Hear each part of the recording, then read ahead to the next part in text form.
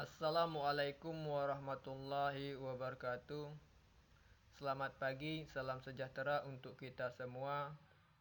Semoga kita diberikan kesehatan. Amin ya robbal alamin. Kembali lagi bersama saya JP Saputra dalam channel Kelakar Dosen. Hari ini kita akan berkelakar tentang ilmu manajemen, yaitu orientasi dan penempatan. Apa sih orientasi? Mungkin untuk mahasiswa ini tidak asing lagi, karena saat kita memasuki kampus kita diperkenalkan dengan orientasi, yaitu dengan lingkungan kampus, kemudian perkenalan dengan teman-teman. Nah, apakah perbedaan dari orientasi dari masuk lingkungan kampus dengan perusahaan? Nah, orientasi yaitu proses penyediaan informasi-informasi yang ideal harus diketahui oleh karyawan. Jadi informasi-informasi itu diberikan untuk karyawan yang baru. Baik itu latar belakang perusahaan, mereka harus tahu, diceritakan, kemudian diperkenalkan apa ini latar belakang dari perusahaan tersebut. Mereka bergerak di bidang apa. Kemudian menjelaskan job description. Jadi mereka harus menjelaskan apa yang akan dikerjakan. Kemudian output ini mereka harus menghasilkan apa. Jadi perkenalan bagi karyawan baru terhadap perusahaan-perusahaan.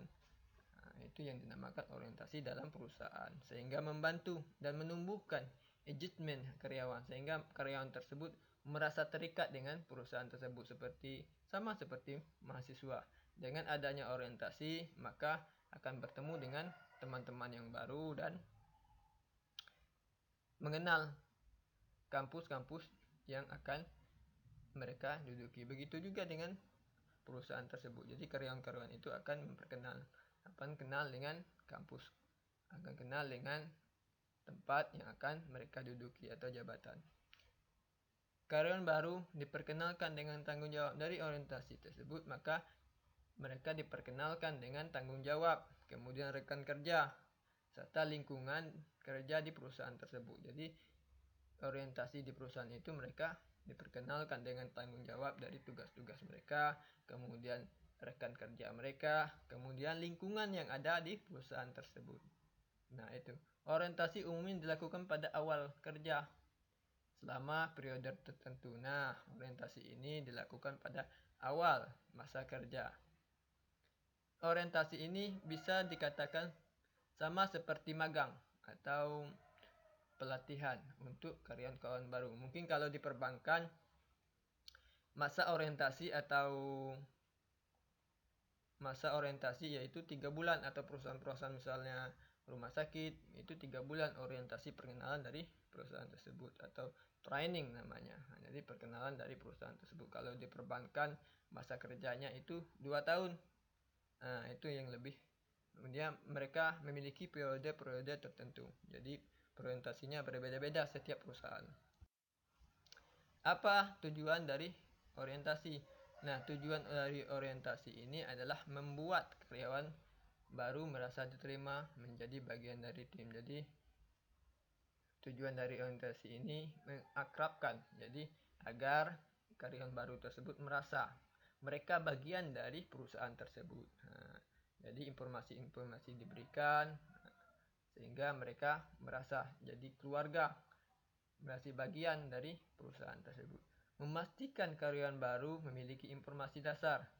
Jadi dengan orientasi tersebut, karyawan baru mendapatkan informasi dasar mengenai pekerjaan mereka. Detail-detail kecil pun mereka harus tahu dari pekerjaan mereka. Membantu karyawan baru mengerti organisasi secara luas. Nah, karyawan baru dibantu dalam perusahaan tersebut mengenal misalnya misi, kemudian visi, kemudian budaya dalam perusahaan tersebut, kemudian nilai perusahaannya seperti apa. Mereka harus diperkenalkan dari orientasi itu. Membantu karyawan tersebut dalam memulai bersosialisasi di perusahaan tersebut. Jadi karyawan baru itu dibantu untuk bersosialisasi dalam perusahaan tersebut, baik itu kepada atasan, rekan kerja maupun bawahan mereka. Jadi mereka dibantu, jadi diperkenalkan. Apa manfaat dari orientasi? Nah, orientasi ini manfaatnya ada dua, yaitu jangka pendek dan jangka panjang. Untuk jangka pendek, mereka mengenal terhadap lingkungan kerja. Jadi mereka untuk jangka pendek, mereka mengenal lingkungan kerjanya, mampu mengetahui tujuan dari setiap tugas-tugas yang akan dijalankan dan memahami detail sehingga mempermudah untuk karyawan menyelesaikan tugas tersebut. Itu adalah tujuan jangka pendek. Mereka memperkenalkan setiap detail dari pekerjaan tersebut. Mereka diperkenalkan dengan lingkungan kerja tersebut sehingga mereka mampu menyelesaikan pekerjaan-pekerjaan tersebut. Itu adalah tujuan dari atau manfaat dari jangka pendek. Setelah manfaat jangka pendek, sekarang adalah manfaat jangka panjang dari orientasi.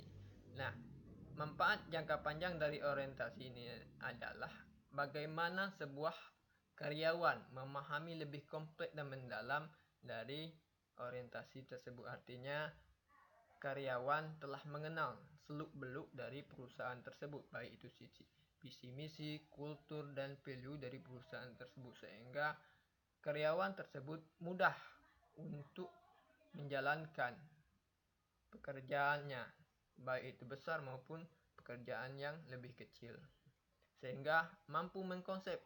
Itu mereka bisa menyusun rencana-rencana yang akan dikerjakan sehingga membantu secara sistematis manajemen kerja dalam perusahaan tersebut.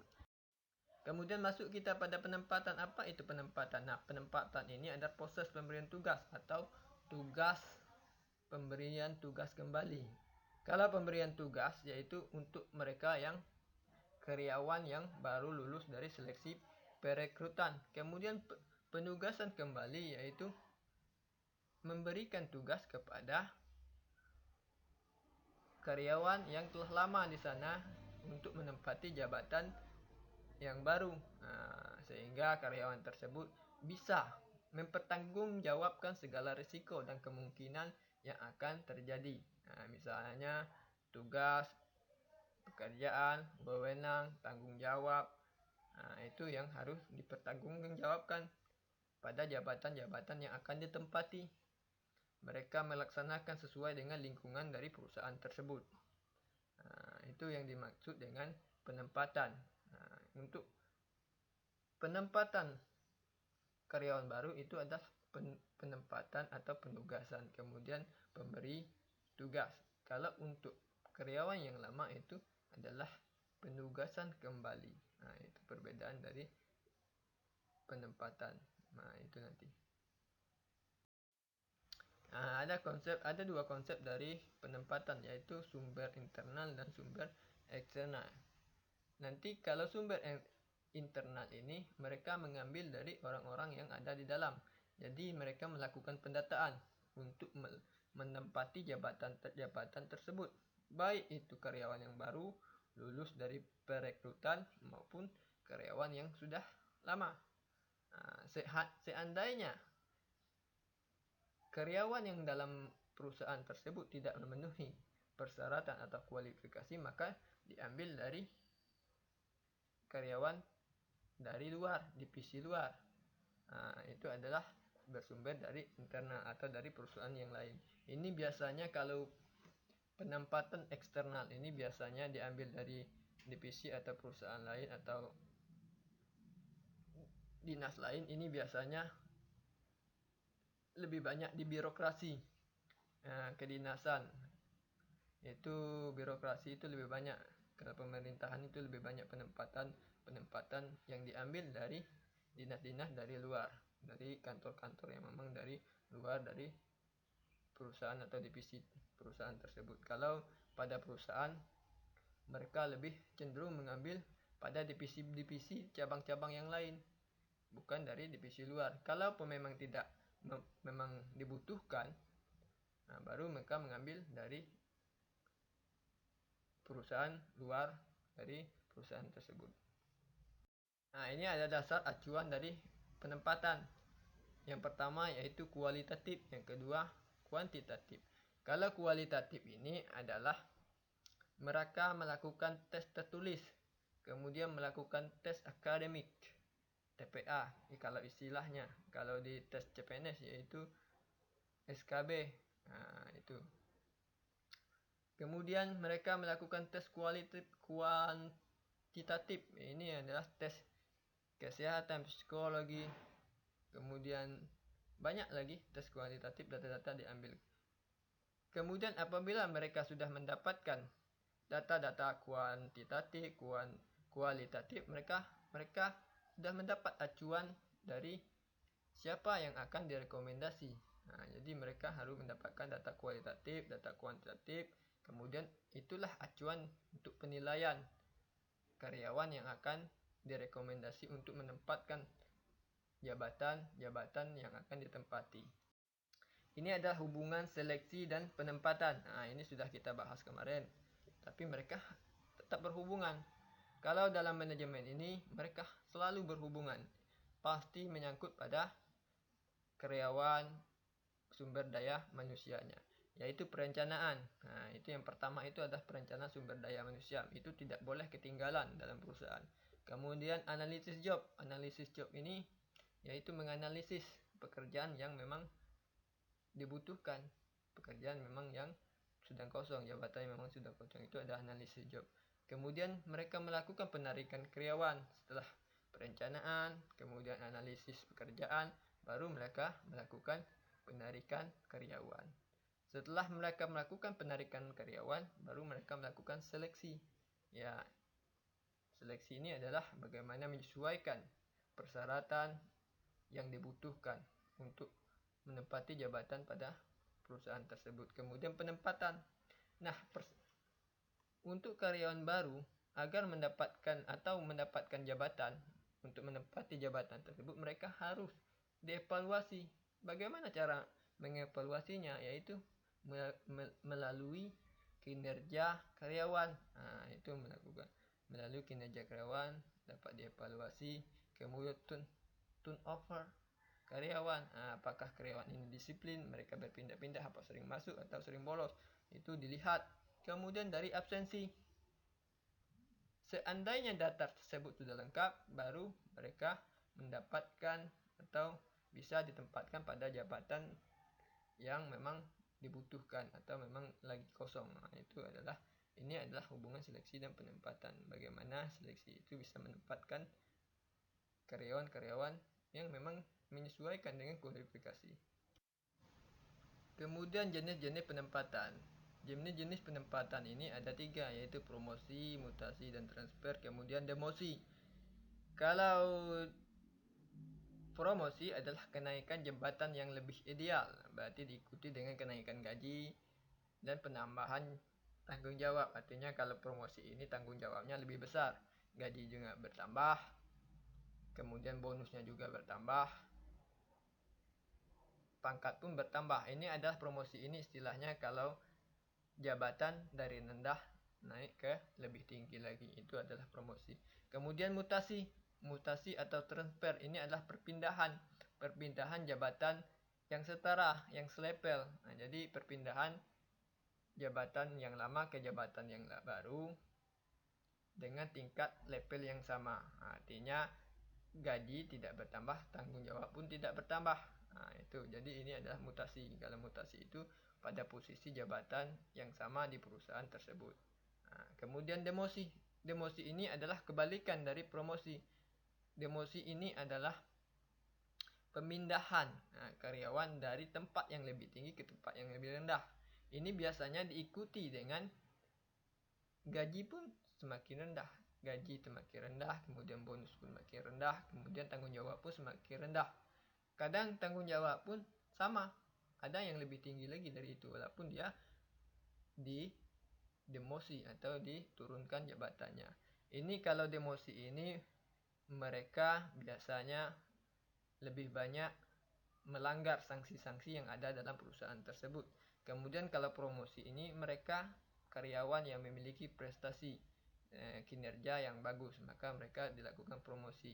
Mereka lebih cenderung lebih termotivasi untuk melakukan pekerjaan yang menantang. Ini adalah promosi. Kemudian mosi tadi mereka lebih banyak melanggar atau kurangnya disiplin, maka mereka diturunkan jabatan ke yang lebih rendah. Kemudian masuk pada konsep direct man and direct place. Ini adalah penyesuaian penempatan. Jadi penempatan pada sumber daya manusia pada jabatan dengan kemampuan keahlian yang sesuai. Artinya mereka harus memiliki background education. Background education latar belakang pendidikan dengan jabatan tersebut. Mereka apabila salah menempatkan karyawan baru baik pejabatnya pada education atau background education latar belakang, maka mereka susah untuk melakukan pekerjaan tersebut. Kemudian ada experience.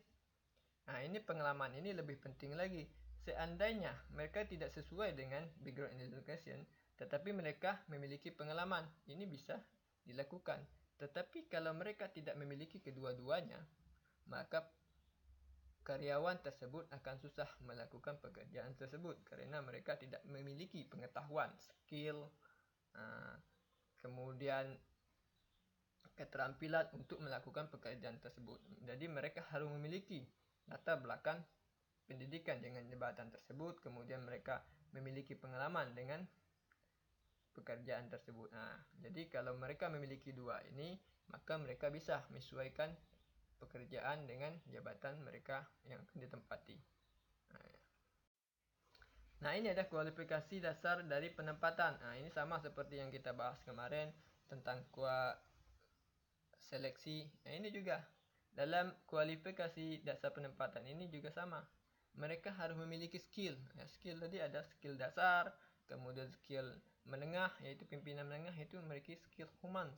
Mereka harus memiliki kedekatan terhadap karyawannya. Kemudian konsep skill. Jadi itulah pucuk pimpinan. Mereka harus bisa mengonsep, memiliki keterampilan mengonsep dalam perusahaan tersebut sehingga manajemen berjalan dengan baik. Kemudian pengalaman. Untuk jabatan tertentu, karyawan harus memiliki pengalaman.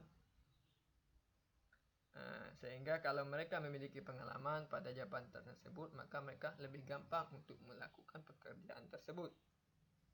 Itu adalah butuhnya pengalaman. Walaupun tadi yang saya bilang tadi mungkin background edukasinya tidak sama, tetapi pengalamannya ada, experience-nya ada, maka mereka bisa menyesuaikan. Kemudian usia. Usia ini menentukan dalam penempatan. Jadi kalau usianya, fisiknya kurang mampu, mental tenaganya kurang mampu, maka mereka biasanya diletakkan pada pos-pos pusat atau lebih ringan.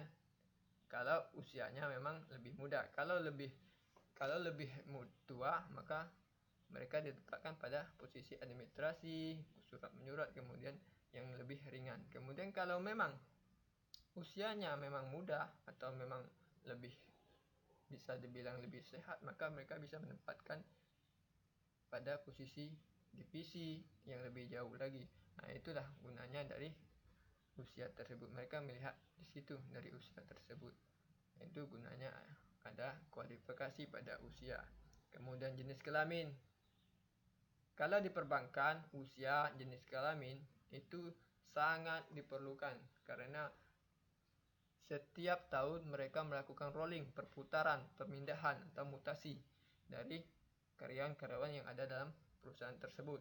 Itu dari usia, jenis kelamin mereka memang sangat menentukan perpindahan pada perusahaan tersebut. Itu kalau di perbankan kita lihat para wanita itu jarang dimutasi, tetapi para laki-laki itu banyak sekali dimutasi, dipindah-pindahkan dari divisi ini ke divisi yang ini, dari cabang ini ke cabang yang ini. Mereka melihat dari usia dan jenis kelamin. Karena usianya lebih produktif, maka mereka akan menempatkan pada divisi-divisi yang lebih produktif juga.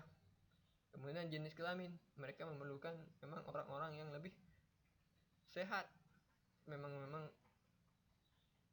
laki-laki untuk pada jabatan-jabatan yang memang lebih sulit untuk dikerjakan, yang bersifat memang lebih sulit untuk dikerjakan. Lebih banyak kalau jenis kelamin perempuan, mereka pada divisi-divisi yang lebih pada perkotaan misalnya, tidak pada penempatan pada memang pedalaman. Itu biasanya laki-laki untuk ditempatkan di sana. Kemudian keadaan fisik juga menentukan. Keadaan fisik, kalau fisiknya sudah tidak mampu lagi, maka mereka tidak bisa dimutasi atau dipindahkan pada tempat-tempat yang akan jabatan-jabatan yang kosong. Fisiknya sudah tidak sehat lagi, sakit-sakitan, maka mereka tidak bisa ditempatkan pada jabatan tertentu. Kemudian tampang dan bakat ini juga menentukan untuk penempatan. Yang lebih menarik, perkerapian itu ditempatkan pada posisi yang lebih depan biasanya. Itu kalau di perbankan kita lihat CSCS, customer service, kemudian teller, kan orang-orang yang memiliki tampang dan bakat dan keterampilan, memang kerapian yang memang kita lihat memang menarik. Itu memang itu dibutuhkan. Ini adalah kualifikasi dasar dari penempatan. Itu ada keahlian, ada pengalaman, ada usia, ada jenis kelamin, kemudian keadaan fisik dan tampang. Ini adalah kualifikasi yang memang dibutuhkan dalam perusahaan-perusahaan tersebut. Kemudian apa manfaat dari penempatan jabatan? Yaitu pengalaman baru. Jadi karyawan tersebut mendapat pengalaman baru dengan penempatan tersebut.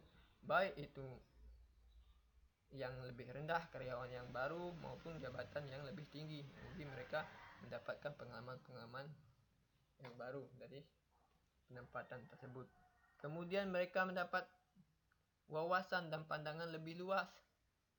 Jadi kalau mereka saat semula mereka menjadi admin, misalnya menjadi admin pada perusahaan tersebut, kemudian mereka ditempatkan pada keuangan, mereka mendapatkan pandangan yang lebih luas lagi. Bagaimana melakukan draft keuangan.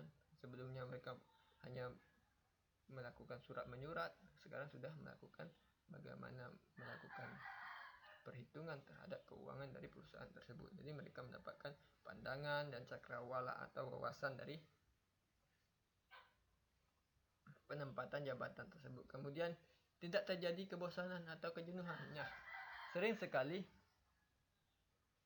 kejenuhan dan kebosanan ini membuat para karyawan resign atau mengundurkan diri karena mereka tidak ditempatkan pada posisi yang memang tidak sesuai pada mereka. Jadi mereka jenuh pada posisi tersebut, mereka melakukan resign. Jadi pemindahan penempatan jabatan ini adalah penyegaran untuk karyawan-karyawan memang yang sudah lama agar mereka tidak bosan. Kemudian memperoleh pengetahuan dan keterampilan baru. Dengan jabatan tersebut mereka memperoleh pengetahuan. Jadi sebelumnya mereka tidak tahu apa pekerjaan dari jabatan ini, sekarang mereka sudah tahu dengan jabatan yang baru itu. Kemudian keterampilan baru, mereka bisa mengonsep. Awalnya mereka menjadi bagian terdepan pada perusahaan tersebut, sekarang mereka sudah menjadi pengarah, pengawas, pengevaluasi. Itu. Jadi mereka memiliki keterampilan yang baru dari sebelumnya. Memperoleh perspektif baru mengenai kehidupan organisasi. Jadi mereka diperkenalkan dengan perusahaan, dengan jabatan baru. Jadi mereka memiliki pandangan yang baru terhadap perusahaan tersebut, bahwa mereka bisa melakukan pekerjaan yang sesuai dengan yang diinginkan. Kemudian persiapan untuk menghadapi tugas baru, misalnya karena promosi. Jadi mereka harus menyiapkan pekerjaan yang baru. Apa yang harus dikerjakan untuk promosi? Untuk promosi itu, kalau untuk promosi pasti mereka akan melakukan pekerjaan baru karena pekerjaannya lebih berat, tanggung jawabnya lebih berat. Itu tadi. Kalau promosi itu tingkatannya lebih tinggi lagi dari kedudukan yang lebih awal. Jadi mereka harus dapat mengerjakan tugas yang lebih berat lagi. Memotivasi dan kepuasan kerja lebih tinggi. Ini penempatan ini memotivasi karyawan-karyawan yang ada di dalam perusahaan tersebut. Ini ada memotivasi. Kemudian kepuasan kerja lebih tinggi, berkat tantangan. Jadi Adanya penempatan tersebut merupakan tantangan bagi karyawan yang ada di dalam perusahaan tersebut, sehingga mereka bersaing secara sehat untuk mendapatkan kinerja dan prestasi, sehingga mereka bisa menempatkan jabatan-jabatan tersebut suatu hari nanti. Itu adalah motivasi atau tantangan yang akan dijalani oleh karyawan-karyawan tersebut. Nah, itu adalah menjadi motivasi kerja mereka. Itu adalah manfaat dari penempatan jabatan.